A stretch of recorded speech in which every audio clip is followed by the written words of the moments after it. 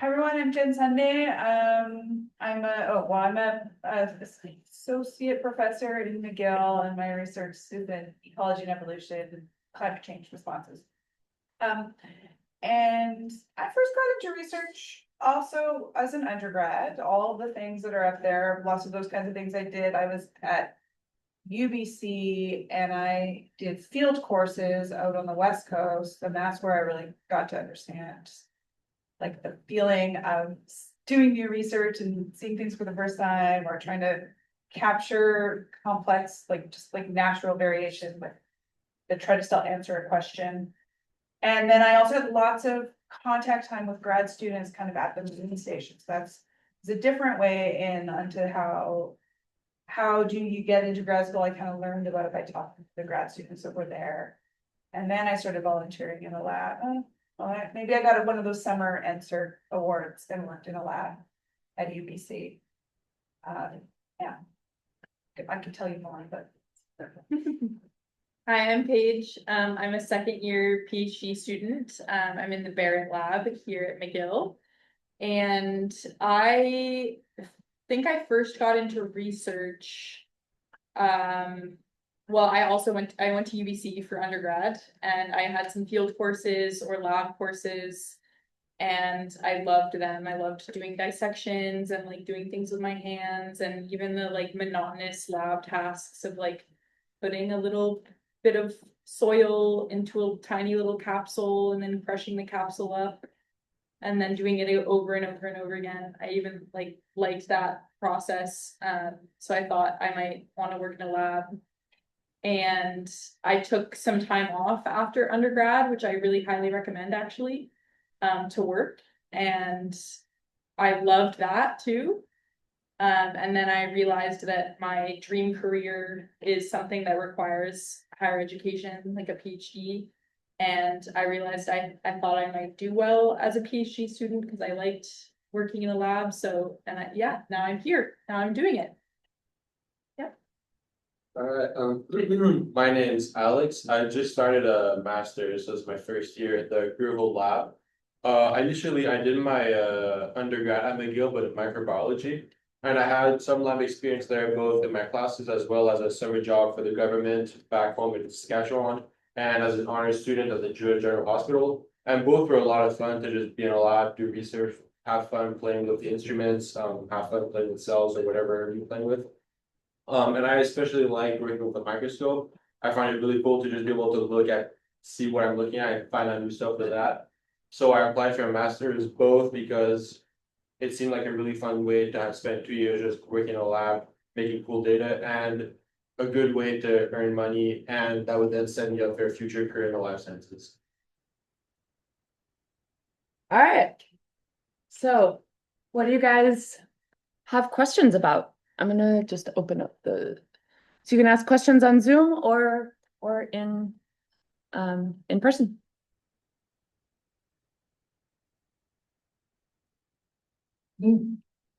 Sorry, I didn't know if that was a question or what that was. Or Yeah. Ways sort of look like going from undergrad to master's versus undergrad straight to PhD, like how to both. Yeah, that's a really good question. Well, I started as a PhD student. I jumped right into PhD because I knew I wanted to do a PhD. And so doing a master's first for me didn't really make sense. One, it's more expensive to start as a master's student. Like you don't get paid as much. And so it's more expensive, at least at McGill, for a supervisor to accept you as a master's.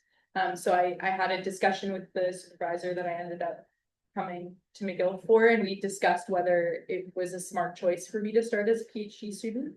And of course, ultimately it was my decision, but I wanted to do a PhD anyway, so it just made sense. And I think the process, like in terms of applying to McGill as a PhD student, is very similar, like technically. And it's more of just your decision of whether you want to do a PhD.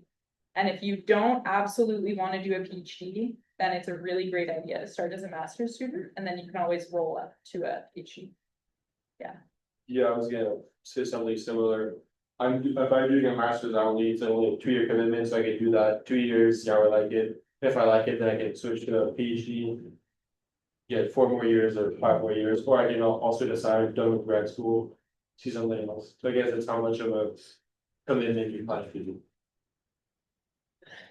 Yeah, I think that if you have a lot of experience in a lab, you definitely know that you want to stay in it for a long time, then I think there are certainly advantages to going straight to the PhD. But I think an advantage of starting with a master's is if you're not really sure what you want to be when you grow up, that's a really like the short-term commitment to be able to test it out, but without like in year 3 being like, oh, I just want to move on with my life and feeling a little bit stuck. I will also say, like, depending on whether you want to stay in Canada or go to a different country, doing a master's is not as common in some countries than others. And so, I'm American, and a master's is actually somewhat of a foreign concept, and quite frankly is sort of looked down upon, because in the US, the most likely way to get a master's is to enter a PhD program and then leave early. And so it's somewhat perceived as like you failed out, which is certainly not the case in Canada, but that was my perception when I first came, like, why would anyone want to do a master's? But I think it's a really good opportunity if you weren't able to get much experience as an undergrad, or if you're not really sure, that's a really nice short sort of period to try it. I don't know if you guys have. Yeah, Yes, along the add. same lines, like. The difference in the United States is that most programs have what are called rotation systems. Where you get into a program and then you try out a bunch of different labs before you commit to a lab. Canada doesn't have that system, they have a master's program. So even if you have a lot of experience in a lab, sure you want to do science. There is an advantage to doing a master's just to make sure that this is the lab you want to be in. Without making a long-term commitment. Yeah, and I'd say it's like a good place to orient yourself, like same idea, but get in and now you can see if you like it, and you also get a little time to learn the system a bit more. I did a master's and rolled it up to a PhD. And just so you know, there's one more option. And I've also had students, go in both, come in straight as PhD, come in straight as master's, roll up and roll down. I think that's a good point too, that we should have said. So there are multiple paths. You can go to a master's, do 2 to 3 years in one lab, and then move to a different lab to do a PhD. Or you can start straight as a PhD, or you can join a lab as a master's student and then either roll up or fast track, it's called at McGill, into a PhD in the same lab. And so so one potential disadvantage of doing a master's is it extends, and if you ultimately do a PhD, then that does add time to the total amount of time that you're in graduate school. But if you choose to stay in the lab that you're in your master's for a PhD, then you can also sort of compress, merge the time you spent in your use the time you spent in your master's towards a PhD as well. Something. Rent to own. Yeah, yes, that's a great way of putting it. Does that answer your question? All right, I'm gonna switch to a question in the chat. So hopefully Morad, we answered that since it's a similar question, but there's another one from Nell. How do you narrow down what specific research areas you might be interested in if you're interested in many things? That's a great question. I can start. So actually I did a field course when I was an undergrad, and because I love dolphins and I wanted to be a marine biologist, and I hated it.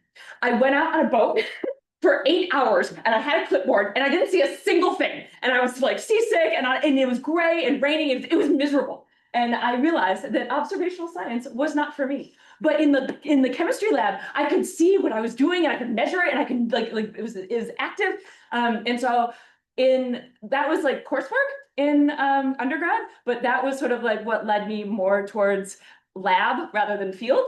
And then when I was in the chemistry lab or in the molecular biology lab, we were pipetting, but it was when I got to a microscope and I like saw things moving inside cells, and I was just like, oh my God, this is amazing. I want to just look and watch this movie for forever. And so what I would recommend now is to just try a bunch of different things. And it's sort of like a biased random walk. Like you try this, and if you like it, you keep going. And if you don't like it, you turn around and you move somewhere else. And eventually you'll find something that like really excites you. I would say I also have a lot of interests, and I had this question as well before I started. The cool thing about doing grad school is that you can do exactly what you want to do, pretty much. Like you can choose a lab that is, there's hundreds of labs in Canada. Like you could choose the lab that makes sense for you. You can choose a professor that works for you. You can tell the professor, this is what I want to study based on your own interests. So I think what's really cool about grad school is that you can like really tailor it to your interests. So remember that, because I think sometimes people get stuck in a project that maybe they thought of at the beginning and then their interest changed a little bit. So be flexible, that's okay. I have a lot of interest. I think if you had asked my like childhood friends what they thought I would be doing now as a grad student, I think their concept would be very similar to what I'm doing now. So it makes a lot of sense what I'm doing now in marine biology. But when I was finishing undergrad, I had just finished an undergrad field course, and I was doing a bunch of microscopy and counting plankton. I did my undergrad in oceanography, and I loved that. And I was convinced I'm going to do a PhD on amphipod taxonomy, which if you don't know what that means, it's like tiny little sand bugs, like tiny little bugs in the ocean, and like figure out based on the shape of their third leg if they're more closely related to this one or that one. Like a completely ridiculous idea for a PhD. But I was really into looking at things under the microscope. And I'm doing something totally different, also in marine biology, but now I'm doing like genetics and genomics for conservation. So super different to what I was doing in lots of ways. But I'd say like I think I would have also been pretty happy doing amphipod taxonomy. Like I think I could have done that for sure. It's a crazy idea. Like it's not a PhD that most people should do, because it's so like technical and tiny. But I think if you're the type of person who likes lots of things and has lots of interests, you're probably gonna like whatever you end up choosing. But it's okay to be flexible. Yeah, that's what I would say. Yeah, I was gonna say, me, I didn't have, I think some people are like, oh, I have so many options I can't pick. I personally didn't have one thing specific. I didn't have any specific interest. I knew I wanted to do a master's in life sciences, but I didn't have any specific interest. So I just chose, I talked to one professor who I really liked. I applied, I got the master's, and then I think it's from there on, when she presented the research projects. At first I was like, okay, I'll take it, whatever, no questions asked, but then as it kind of as I got the ball rolling, then I was able to say, okay, I want to do this, no, I want to do this. So I think even if you don't know what you want to do at first, it doesn't really matter. Like you can choose what you want to do with the project once you have it. So you don't need to decide right now. You can apply, see who responds to you, talk to them, go with whoever you have the best relationship with, and then from there on, kind of lead the project as you see fit. I also think this is another case where doing a master's could be a good thing as a way to try something before you're like know exactly what you want to do. Yeah, I think it's important to try as many things as early as possible. Because like you'll be surprised at what you find enjoyable, what you don't find enjoyable. So you don't necessarily know yourself as well as you think you do, or think you know what a particular field is going to be like. So just try things and find out. That's the only way. And it's important to keep in mind that like what you would do as a PhD, not necessarily what you're going to end up doing for the rest of your career. So it's really about just learning how to do science. So the specific techniques, not necessarily going to be, or the subject matter not necessarily going to be the same. But it is useful to sort of narrow down on what will be interesting to you, what you think you can do as a career as early as possible, because changing gets more and more difficult as you go along. Yeah, okay, I was gonna say something similar, that like in your undergrad, that's undergrad research opportunities, if you go back to that slide, or if you look at, you don't have to, but I just mean like. Yeah. That's your chance, like you can imagine, you can swing really hard, because sometimes I have students in my lab who've just come out of a molecular lab or so they can try lots of different things. And then after that, it gets a little more difficult to swing, but you can still swing. So from my PhD was in evolutionary biology, speciation, and I swung, it seems like a big, like within my field, it's a big swing to conservation and ecology, but it's still within that realm. I think also a lot of people are worried about, oh, should I go in this lab for this research or this lab for this research? I think an equally big component that's often not discussed is the relationship with the supervisor.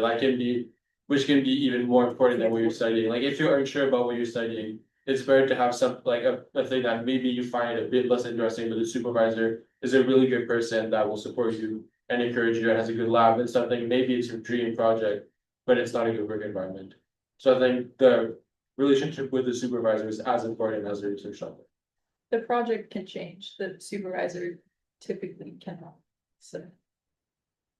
I 100% think that the supervisor and the lab culture is more going to affect your daily happiness more than the science. And if you are miserable, it doesn't matter how cool the science is, but if you are happy with where you are, then you can get excited about almost anything.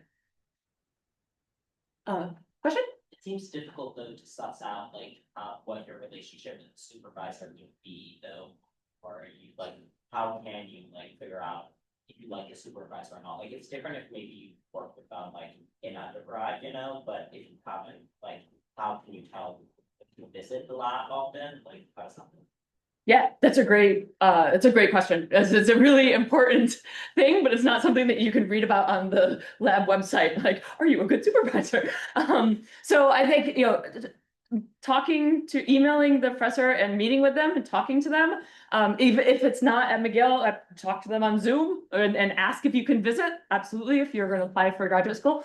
Also, talk to people that are in the lab now. So like current graduate students, ask them what's it like to work there and how do they get along with each other and with the supervisor. I think that's the biggest, most important sort of homework you can do, more so than reading their papers, which you should also do. But yeah, ask what it's like. And you can also, when you meet with the supervisor, ask them, what's your, supervising philosophy and strategy? Like, how have you worked with students before? Or if you've had a previous experience, like, I really like this in another experience and I didn't like this, like, how would that sort of play out here? I think those are totally reasonable questions to ask. I was gonna say, yeah, when I applied, I met with my supervisor multiple times. And I had a lot of these conversations. We're asking, how does the stipend work? What is your supervisory style? What hours do you expect a student to put in? And I think these are scary questions to ask as a person, as an interviewee. But I think a supervisor, realistically, the supervisor interviews a bunch of people, has a bunch of people in their life. So for them, it's totally normal to have these kind of conversations. So when you're meeting with a supervisor, you have to be upfront of what are your expectations? These are my expectations, because as soon you want to have a good communication, the earlier you set that up, the better. And just supporting what Steph said, when I interviewed, my supervisor arranged for me to meet all the students one by one so I could talk to them and have a good conversation of what work ethic is expected, what does the supervisor expect, what do you think of the supervisor, stuff like that. So I think it's really important to have good conversations with the supervisor. Don't be hesitant to ask questions that might seem scary at first but are normal, because you will work with that person, 5 days a week for the next 2 to 5 years. So I think it's important to make sure that you really have someone that you think is a good supervisor. The best way to do that is to talk to them a lot and talk to the grad students in the lab. I was gonna say, I think also it requires some reflection on your side of what you are actually looking for. It can be really hard to even know what kind of questions to ask until you get some lab culture experience. But once you see what one lab is like, it becomes a little bit more easy to tell, like, okay, I had this work experience as a work learn student with this lab, and their culture was like this. They met this many times. They met once a week for a lab meeting. Lab meetings were very casual. I liked that the supervisor checked in with me once a week. Whatever, that's like, a lab could be like that. It also could be that like you are a work student for a year and you have seen the professor once the entire time. Maybe you like that, maybe you don't. So like getting some sense of what your priorities are can help a lot in shaping what kind of questions you ask of the professor and the students in the lab. Definitely talk to more than one student in the lab that you're interested in. Sometimes students can have really colored perspectives based on their own experiences that day even. Like as PhD students, our life goes up and down. Like I can be so frustrated with my work yesterday and like, this is the best job ever the next day. So you meet with more than one student because their perspectives can change really quite a bit. And yeah, don't trust what the supervisor says about their like lab culture. Trust the students more, because profs, of course they're going to tell you their lab has a great lab culture, but they might have a lab culture that's great to them and not exactly what you're looking for, specifically because of, they're more hands off or more hands on. And I wish I had reflected more before asking questions, because I asked the supervisors I was interested in questions that I think were a little bit generic. Like, how would you describe your social culture of the lab? That's like kind of a generic question. They're gonna have like kind of a generic answer. If you ask something more like, how often do you meet up with your students in a social setting? That's like a little bit more specific. Or like, do you ever have lunch with your students? Or I'm not saying that you need this, like I'm very happy not having lunch with my supervisor. But it might be something that you really want. So these are like more specific questions can get the answers that you're looking for better than like, what's it like? I also think asking a supervisor something like, what qualities does a successful student in your lab look have? Like, what are your past students that have been super successful in your mind? What qualities have they had? Because that can tell you a lot about what they expect from you as a student. Because yeah, you have expectations of them and they have expectations of you, and getting down to the root of that is, I think, the most important thing. I think it's also very important, it can be scary, but very important to ask questions such as, like what kind of vacation time am I allowed? Yeah. What kind of, like what hours do you expect me to be in the lab? What do you expect students to be in the lab all day, or do you, as long as the results are happy? Do you expect us to work nights or weekends? Because these are stuff that since there's often no written policy of, if you have to be in the lab all day every day, or as long as you show results, that's all that matters. Each professor, each supervisor will have a big difference in how they see that. So, and that's something that's very important to know, because if you start and then it turns out your supervisor says, oh, you cannot take no vacations, you always have to be on weekends. I mean, that's an extreme case, but that's the kind of thing you want to know before you start. So I think these are questions that And you have to. money questions. Yeah, money questions too.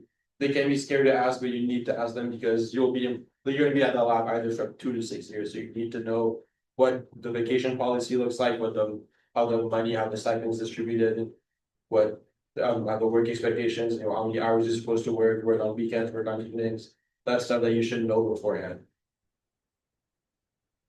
And I think just to build off what Paige said, I think if you don't, it's hard to know what questions you should ask if you haven't been there. So I would also ask the current students, what do you wish you had asked, or what do you wish you had known? And then one thing also to Alex's point, where these questions can be scary, from a supervisor's perspective, at least my perspective, because every supervisor will have a different perspective, just to be clear. Asking those kinds of questions, I actually feel I perceive as, oh, they're self-aware and mature and know what they're getting into, rather than they're trying to count the hours. Now, if those are the only questions you ask, you don't ask me any science questions, then I'm going to get a little concerned. But asking those questions alone is not a negative thing. It shows that you sort of know what you're aware of what you're getting into as a perspective. I was just gonna add that those are all great, and so I don't really have things out there, except there is this unspoken thing of like, when are you asking these questions? And so sometimes the supervisor will say, oh, let's have an interview. If you're interested, let's have an interview. But sometimes they'll say, let's have a chat, like, let's meet, are you free for a chat? That's an interview, but probably, like, at least in my world. And so that's when you want to come up with those, start to have some questions ready, science questions, and all the things you want to ask. It's actually something I just realized recently, like I was telling prospective students, let's chat, and then I was like, well, I hope they realize it's an interview, maybe I should be more clear. Yeah. But then I also want it to be It's a kind more of casual. casual. I don't want them to be Yeah. stressed. Yeah. I want it to be good. Right. Yeah, you should keep in mind, you're always being judged. We may not want to judge you, but we are taking in information and making decisions based on what you say, and vice versa, right? That's just the reality. As far as, yeah, what questions you ask, I have to say, there are professors who, if you start in on salary and how many hours and vacation time, that's gonna be a red flag for them. And maybe that's fine. Maybe those aren't professors you don't want to work for, and may be useful to sort of disqualify yourself. But you should be aware that those questions can be interpreted differently by different professors. Maybe second conversation. Yeah, maybe Professor. second. Yeah, science group. Yeah, exactly. Yeah. And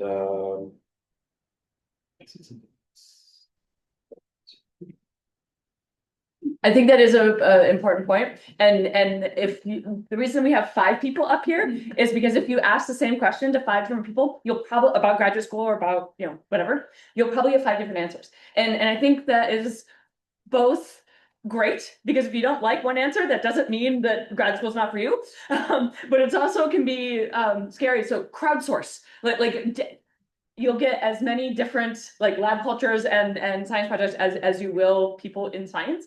And so that's why making sure that the fit is right between you and your supervisor and you and the lab culture.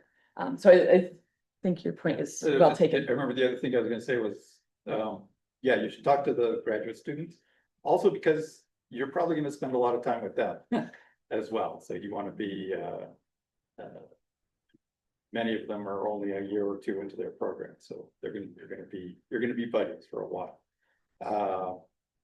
The other thing is, red flag to look for, lots of turnover in the lab.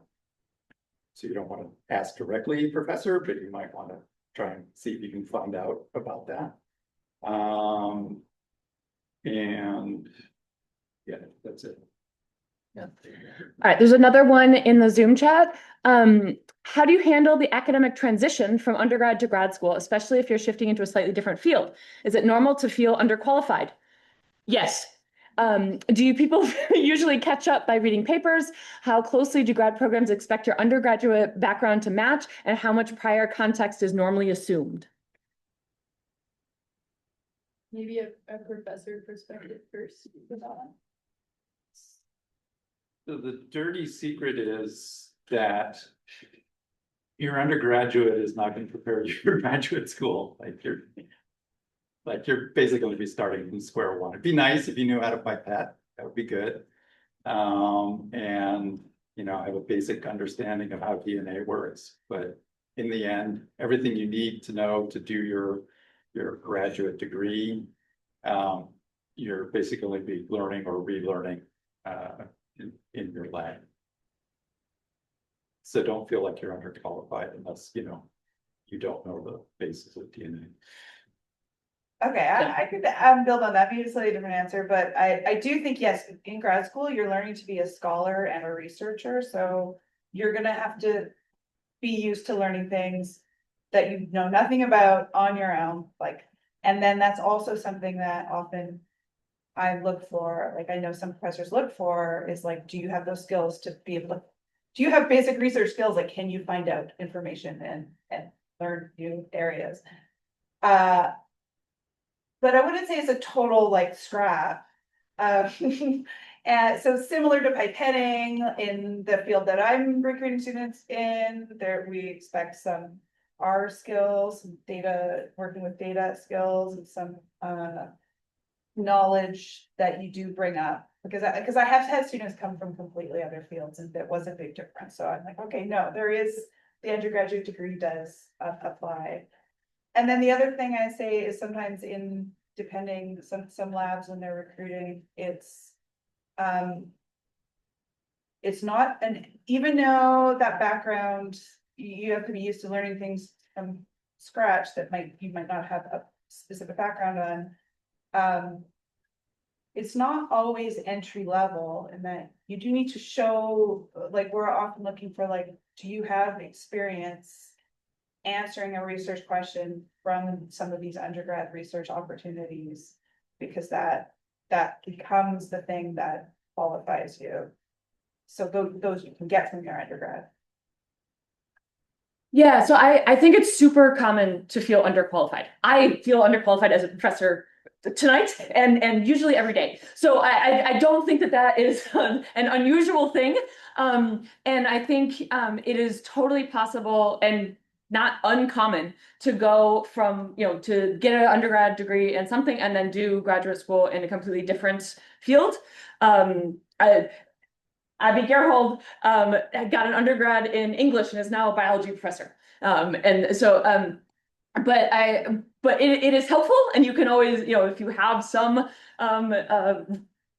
discipline relevant skills, you will be able to start sort of ahead and maybe go further in your research project. But most of the day-to-day practical stuff you will learn in graduate school and not be expected to know it coming in. That's at least my perspective. Yeah. I have a couple points on this one. One, so the learning style in grad school is super different from undergrad. I think I know a lot of people, or I knew a lot of people in undergrad that were considering grad school because they didn't really know what to do next and they wanted to continue, like, put off the real world, so to speak, and just keep being in school, which is a valid reason in one way or another to go to grad school. The job market is horrible right now, so it's very valid to be like, I just want to do a master's degree. You get paid, you get to study something you like. So that aside, but the learning style in grad school is so different from undergrad that I think when people do that, sometimes they are really disappointed with how grad school works for them. Personally, I was really terrible at undergrad. Like, I got fine grades, but I was not by no means like a stellar student. I was really bad at taking exams. I didn't like studying late hours of the night. I really didn't like cramming for an exam. And I think I'm a pretty good grad student. I love what I'm doing. I have the passion and the drive. I can get really locked into my coding or whatever. So the learning style of grad school works way better for me. But if you're expecting grad school to just flow from undergrad in terms of your work-life balance and everything to be the same, it's not going to be the same. And that's wonderful for a lot of people. It's been really wonderful for me. Also, with undergrad, a lot of my undergrad classes have been incredibly useful, have taught me really useful skills like learning R, learning how to code, learning the basics of ecology. I'm, I guess, technically in the same field that I was in as an undergrad, sort of. I'm in a very similar, I'm studying biology in the ocean. I did an undergrad in oceanography and biology. So I did ecology and evolution classes and oceanography. I'm studying marine biology right now, ecology and evolution. every day I'm learning something from scratch. Like it's constant self-teaching. There's no one, like there's no professor right there to go to ask. Like obviously my supervisor, I can go and ask him questions if I need to, but a lot of it is like literally Googling. Like, how do I do this thing in R that I never learned how to do? Or how do I use this new computer coding language? Or how do I do this technique? Asking lab mates, like, how do I do this technique that I've never done? So while undergrad was very, very useful and I had a lot of classes that are really useful, it's not that big of a deal if you transition, because no matter what, you're going to be transitioning a little bit and learning new things. And it's more important that you like can stick with that frustration and push through it, of like feeling like you can't learn something new every day and just like doing it anyway. Yeah, to add to that, I think it's totally normal to go into a lab and say, oh my God, there's so much stuff that I do not know. I don't know what to do.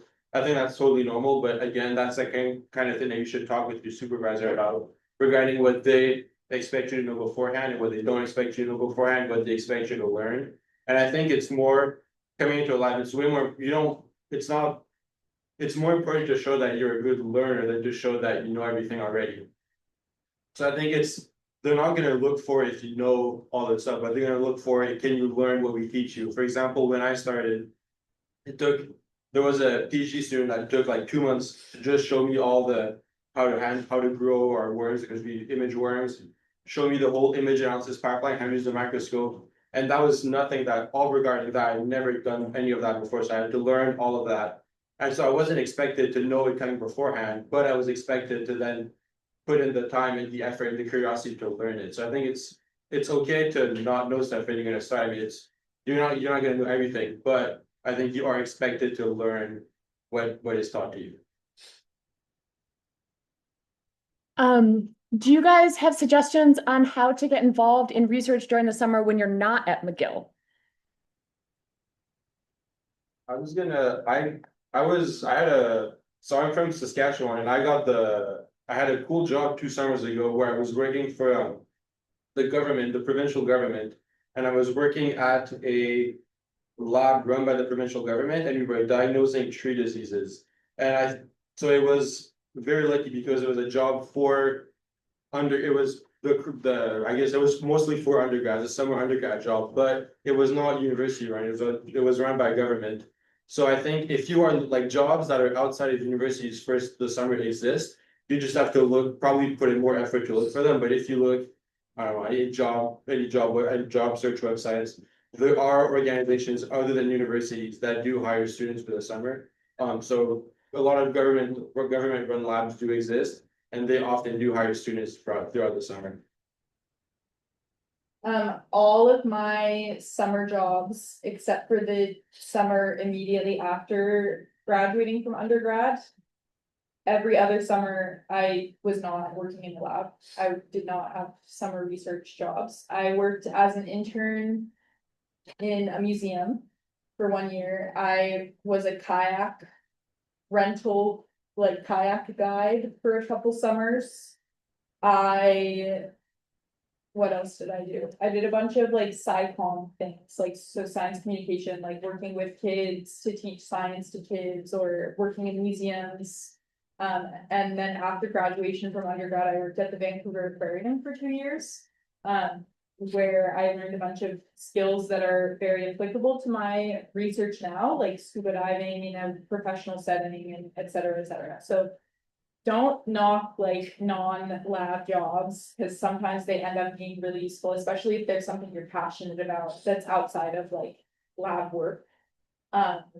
Because at least for me, I've been able to make my research fit my like niche interests and made my CV, magically work with everything that I do. So that, I know that's kind of specific, and not everyone's like research interest is exactly the same as their personal interests. But jobs not in labs can still be very applicable to the research that you end up doing. So yeah, I think also considering that this is a DEI talk, making money and like being able to support yourself or like make some money on the side or whatever is a super valid thing to do. Like if you need to work at a restaurant or whatever in the summer, you're not behind, like you're doing fine. So, yeah. Yeah, I think skills learned out of the job, other than like an actual lab job, can still transfer to a lab because you're still working with a team. You still have to set deadlines. You have to work with a supervisor. You often have to work with a large team. So I think skills that you can earn at any job pretty much will transfer to a lab job. Because as long as you work with a team and you have a relationship with your supervisor, that's skills that transfer to a lab job. So and if you can communicate that in an interview with a supervisor, then they'll probably be very impressed by that. Yeah, might take some more finesse in terms of the interview of like how you convey that your other work experience has translated. Yeah, I think there can be a benefit to that, as you said, like students who just go into graduate school because they don't know what else to do. Like I'd much rather a student who's been in the workplace and still wants to go to graduate school, because I know that they've seen the other side, they know what they're getting into, they know that this is what they. And in addition, part of what you're supposed to be learning in graduate school is professionalism, and of course you'll learn that anywhere in any sort of professional environment. So, I also worked with Vancouver for 2 years, so Oh, I would recommend that if you're looking. That's obviously not the all the time. The other thing is, I agree that, yes, don't feel behind if you're working just a job in a place that it works for your life to be at. Another entry into research experience, another entry is through the directed studies research programs. So it applies if you still have time in your degree, but those are ways to get the credit instead of pay research experience for credit. Yeah, and then applying in your research experiences and transferable skills. Anyways, I'm just saying what you've already said. I agree. Did you find that it was difficult to come back to school like after years of that grade after undergrad? What was that? Yeah, I definitely have had some frustrating days where like I know I learned something in undergrad and it's just escaped my brain now. Would that have been the case if I had gone right in? Also, maybe yes.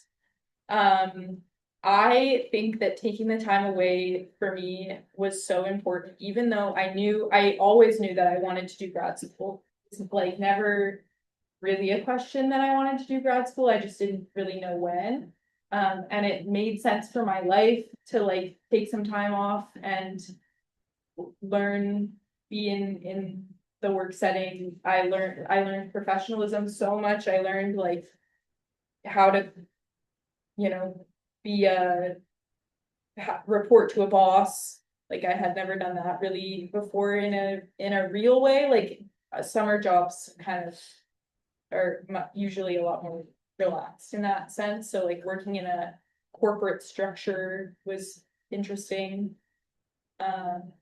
And just like having time to reflect on like what I actually would like to do as a research project. What my career goals in general were. I think that time was like so helpful. Yeah.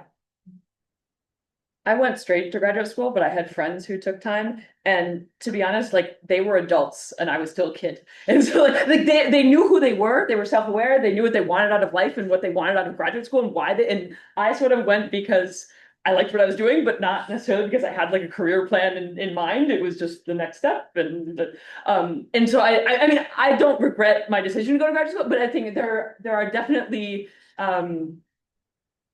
you're just a more mature person who's had more experience in life and that I think can be very helpful for graduate school. I've also known people who have gone out and gotten consulting job at McKinsey for $100,000 or $200,000 a year and then come back to graduate school, and that transition can be quite jarring. But if you make that decision, you know that you're going into it. But I think the student lifestyle of there's free pizza. I've got dinner, like by being more mature, it can also be hard to sort of go back to that. And so I've heard sort of both sides of that.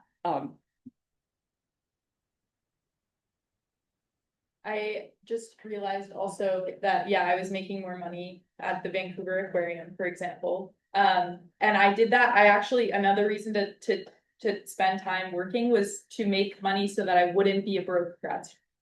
So now, like, I have a cushion of money that I saved from working. It's not a huge cushion, but it definitely helps because grad school does not pay super well. It does, I would say, like, I break even pretty much, like I can. But having a financial cushion because you take time off is obviously a great choice, like, it just makes sense, yeah. Amen. Yeah. Are professors really looking for undergrads in labs? I've been looking and most of them just hire masters and PhD students. Yeah, so my lab is one of these labs where we really want, obviously we would love to have undergrads. We usually don't have a ton of work for undergrads to do.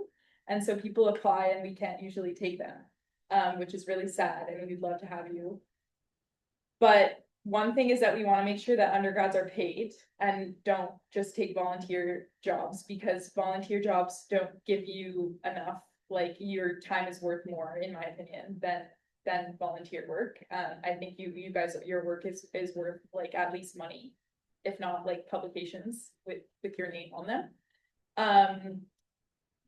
And also like our work we don't do a ton of like lab work. Like we do a lot of like computational work. And so the investment of like teaching a student from scratch of how to do all this computational stuff sometimes is more work than it's worth, like teaching a student from nothing how to use the cluster like we're using, things like that. So keep applying. Yeah, sorry. Yeah, as far as I know, usually around January and February is when a lot of the labs that are, do usually hire undergrads in the summer. Typically is the summer because of those awards, so that can, at least in, yeah, I can say from my perspective, so, but yeah, in the, most of the profs that I talk to, they hire, maybe 1 or 2 undergrads, maybe more, depending if it's a field campaign. In around February, at the same time the students are applying for those awards, it's a bit of a, like, you contact them, or they might put an ad out. But usually that kind of consciousness wakes up around January and February. So they're just not, people are just coming down for the summer right now. They're not ready for the next summer. Our lab always has about 2 undergrads. And yeah, entry level for the most part. Maybe some interviews. I think something that's important to keep in mind is that, I mean, some labs will have projects where they can just slot you in, they can teach you a technique in a week, and then you can set you on your way for the rest of the summer. Often it is the case that they don't have that kind of thing, and the amount of time it takes to train, it basically takes you to the whole summer to train you, and it doesn't really make sense for the lab to spend money to train you and then you bugger off and do whatever. And so there's just nothing in it for them. So it's going to depend on the lab, what kind of projects they have running. I very early on learned never take volunteers, because you'll spend 2 weeks training them and then they'll break up with their boyfriend and you'll never see them again.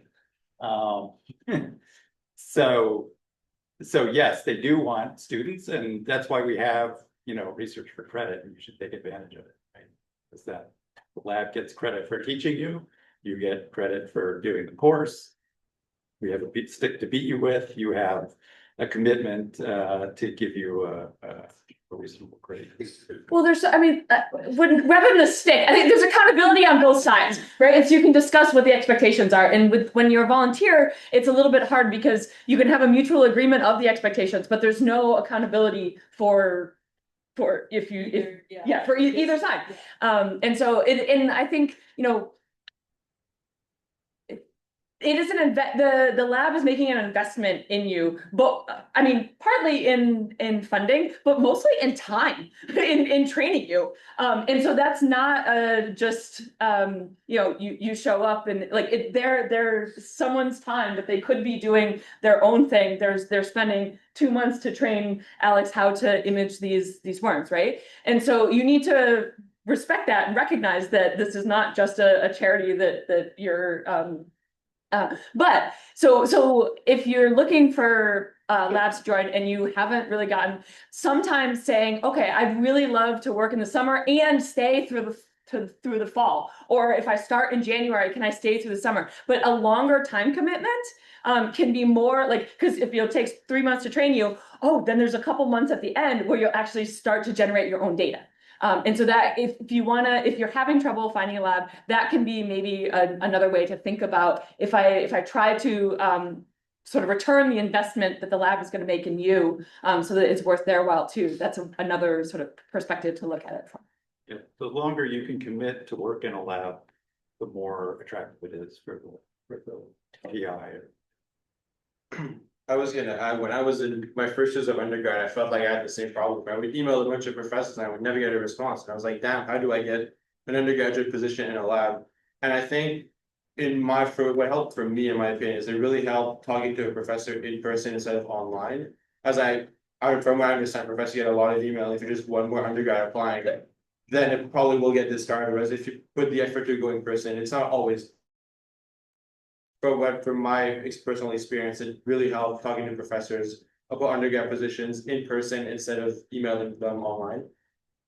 And I think also take advantage of the credit programs. Like I did a microbiology honors. I'm assuming there's the same thing in biology where you work in a lab and you get credits for it. And since it's for credits, there is a whole accountability system like they talked before. And it's that I found was a really easy, but also a nice way to get placed in a lab. Also, just to add, your TAs can sometimes be an advocate for you. So if you speak to a TA that you know is in a lab that you'd like to do research in, like I'm much more likely to try to figure out some way that you can assist me if I already have a relationship with you as a student of mine and you tell me that you're interested in my work for these reasons and you ask me if there's any like way that you can work with me in the lab. If I already know you, I'm more likely to be an advocate and like go out of my way to try to make a project work for you. The other thing is that even though I said that like my lab, the Barrett lab, it's really hard for us to find work for students, we still have a like Google form or like a Microsoft form where you can like fill out and say why you want to work in the lab and things like that. And we do look at it. Like I know that it might feel like we don't look at it, but we're looking at it a lot. And we discussed it at lab meeting, like, can anyone take an undergrad? Because we really do want students. So yeah, I would still like email TAs, email students in the lab. I think actually maybe emailing a student in the lab is a better idea than emailing the professor, because at the very least, the student will forward the email to the professor. And then and the signal to noise of our inboxes will definitely look at them. Email from a graduate student. So yeah, I would hack the system by emailing a grad student. Yes, networking is real. Yeah. And professors are human. It's much harder to say no to someone's face than click delete on their email. And maybe, I think this was said, but it is true that professors get like a lot of emails. And so if you don't get a reply, it's not personal at all. It's just that email went down to the part where they don't look anymore. And then it was the next day. And so it's just, so the networking and the in-person, there is, if you go back a slide, there is also.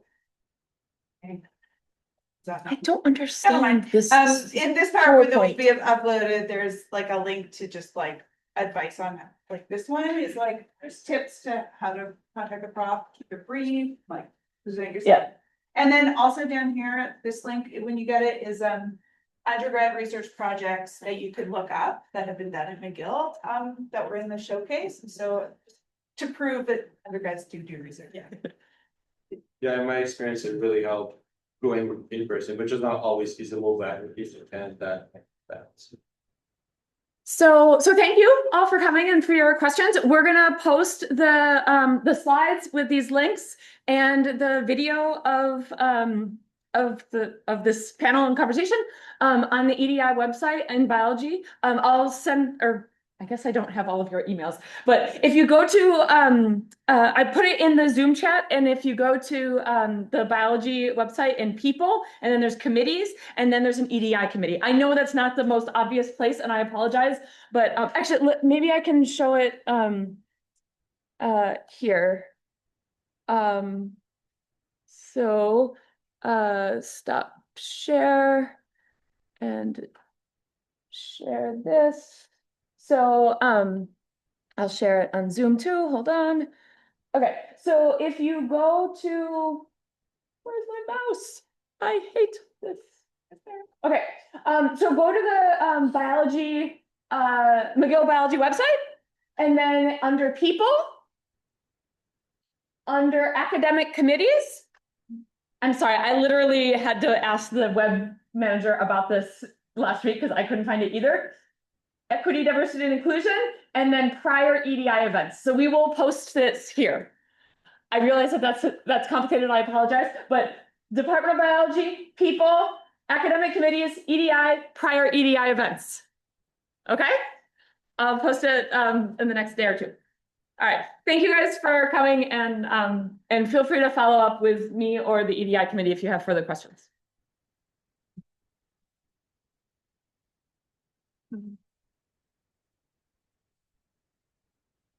PowerPoint is so weird. I don't know, the sharing is like very different than Keynote.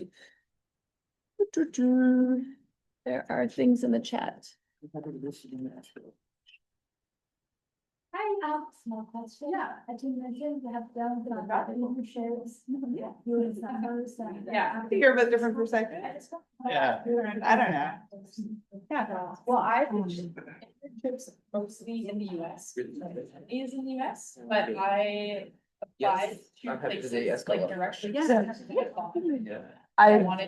My intro thing was a little rough. Sorry, I hadn't looked at the slides before, and then I was having computer issues, so I couldn't see the slides. And these slides are more for them to like go back. Like, Yeah. much more. I think you're right, just get to the questions. That's what I wanted, yeah. Yeah, Tomoko made the slides, that's why they weren't. But thank you for your links were really helpful. Yeah. Thank you for coming. Very, yeah, sorry, I was like, are you supposed to be here? No. I was trying to figure out what was going on. No, oh no, it was organizing. And then I came here to like give support. Give support. Yeah. Good buzz. Yeah, because I understand, oh, maybe I get left there late and that's. Sasha? Especially like in science, there's not a lot of jobs available, so like taking your time and doing a job that is available and you're interested in, it's really funny. Yeah, you don't have to. All right, thank you guys for taking time. I cannot grab the owl because we're gonna use tomorrow. I can take. With love. Yeah, Thank you, yes. I can take. Yes. All right, let me stop that, close.